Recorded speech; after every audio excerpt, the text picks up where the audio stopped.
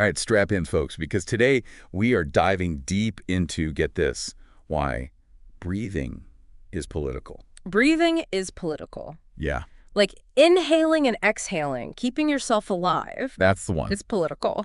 Yeah, so it's in an article from Lambda Nordica. It's an academic journal. Okay. And this Magdalena Górska, she's making the case that breathing, that thing we do all day, every day to live, is somehow deeply connected to, like, social and political forces. Someone's got to try hard to make everyday activities into some grand political statement, right? Yeah, I mean, I get it, right? Pollution, environmental justice, sure, like, those are important topics. But, like, every breath I take is now a political act. I don't know about that. Right. So, but break it down for me. What's the argument here? Well, Górska, she starts off by throwing around this term co-respiration. Co-respiration. Yeah, basically saying, because we all breathe the same air, we're all interconnected, we're interdependent. Wait, hold on. So she's saying, because I am breathing the same air as, let's say, a politician I disagree with, we are somehow politically linked. That's the gist, yeah. That's a reach, even for academia. It is. It is a bit of a stretch. But she takes it even further, claiming that, breathing conditions are unequal because of environmental factors, things like pollution. Okay, I'll give her that one, right? Pollution's a serious problem. Uh-huh.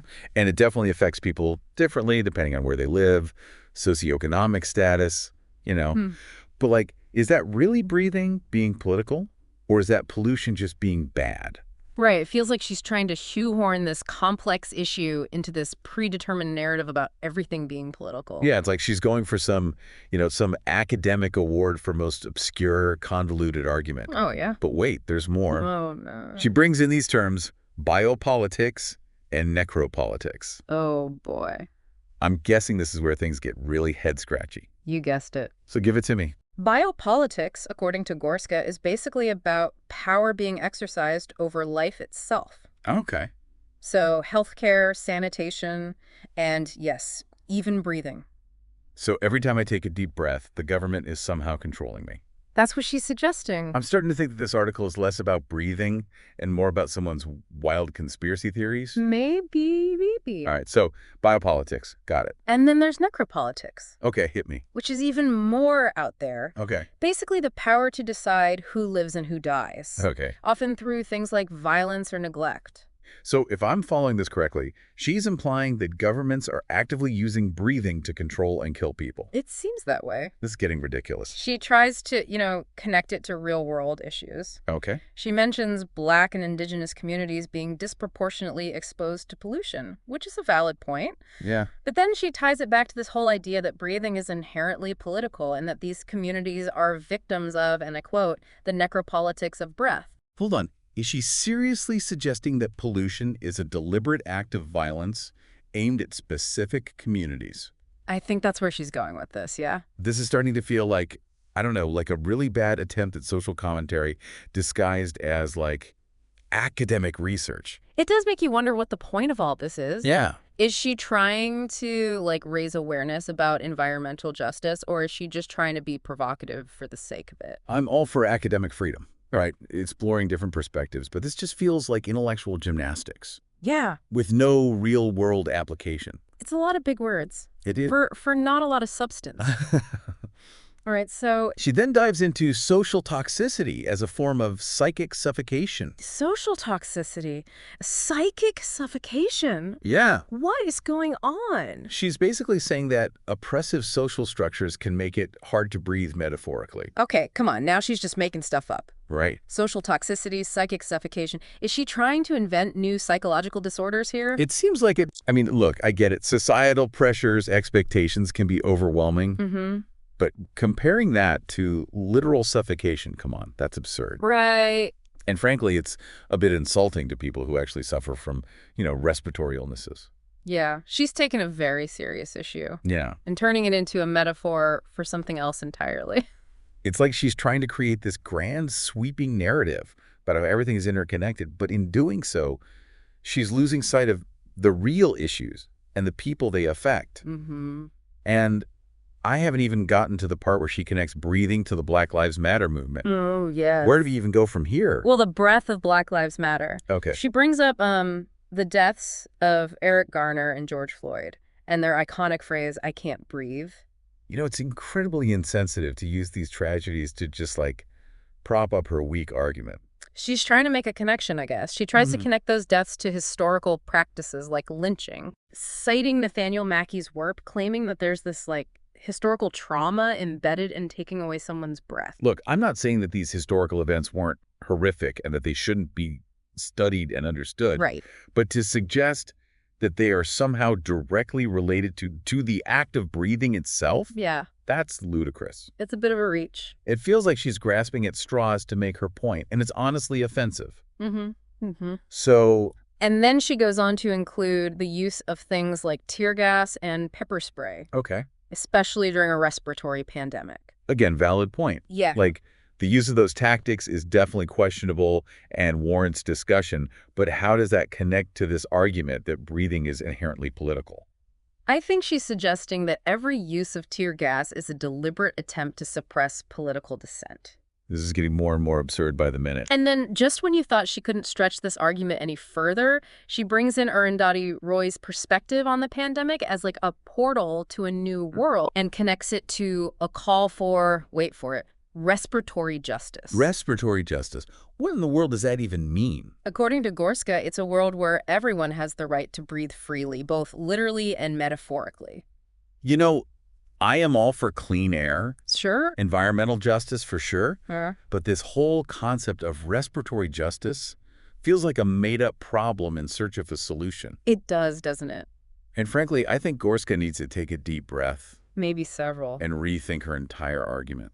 Maybe she should just consider writing about something a little less essential. Well said. Yeah. And on that note, let's take a break from this deep dive. Sounds good.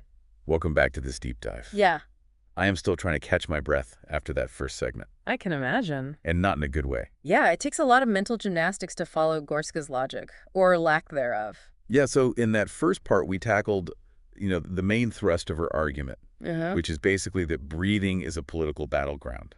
Right. She seems to think every breath we take is somehow controlled and manipulated by, the powers that be. She even went so far as to suggest that, pollution and environmental injustice are deliberate attempts to control and harm certain communities through, the act of breathing. Yeah, it's a rather bleak and conspiratorial view of the world, wouldn't you say? Absolutely. It's like she's trying to paint this picture of a world where even the most basic human function is, weaponized for political gain. And let's not forget about her grand finale, the call for respiratory justice.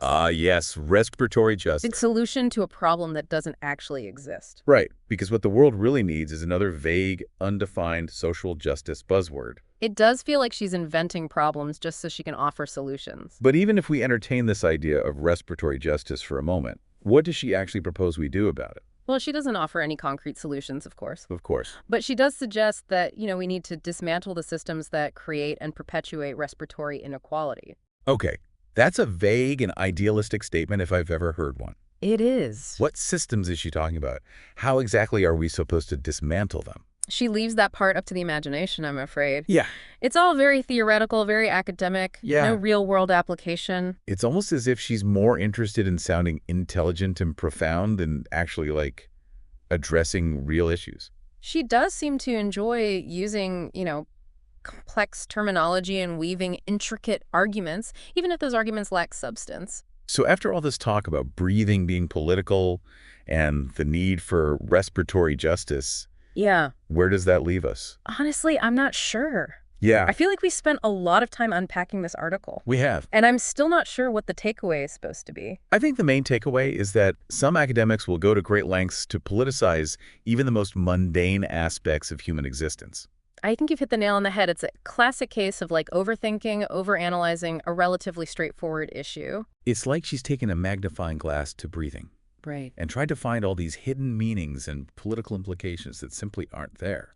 And in the process, she's managed to trivialize serious issues like pollution, environmental justice, racial inequality by turning them into metaphors for her convoluted argument. It's a shame, really, because these are important topics right. that deserve nuanced and thoughtful discussion. I agree. But unfortunately, Górska's article does more to obfuscate these issues than to illuminate them. Well, hopefully our listeners can see through this academic smoke and mirrors and recognize this article for what it is. Oh, what? A poorly conceived attempt to shoehorn a simple act into a complex political narrative. Exactly. At the end of the day, breathing is just breathing. It is. It's a biological necessity, not a political statement. And on that note, let's take a deep cleansing breath and move on to the final part of this deep dive, where we will attempt to salvage some meaning from this intellectual wreckage. Welcome back to the final part of this deep dive. And honestly, after all that, I need a breath of fresh air. I get it. And not just because we've been talking about breathing this whole time. It's been a wild ride. So let's try to salvage something from this wreckage. Okay. So we talked about how Górska tries to politicize breathing, right? She's tying it to social justice, historical trauma, everything. Right. And let's not forget respiratory justice. Oh, respiratory justice, right. Because what the world really needs is another vague, undefined social justice buzzword. Just throw it on the pile. It does feel like she's just throwing around these terms and not really understanding, like, what they mean or how they actually apply to the real world, you know? Yeah, just big words for the sake of big words. But okay, let's give her the benefit of the doubt for a second. Okay. Let's say we accept this whole premise that breathing is political. Where do we go from there? Like, what are we supposed to do about it? Well, like with most things, she doesn't really offer any concrete answers. Figure. It's all very theoretical, abstract. So she's basically saying, hey, breathing's political. Now you go figure it out. Pretty much. Not helpful. Not really. But look, I get it, right? Pollution's a problem.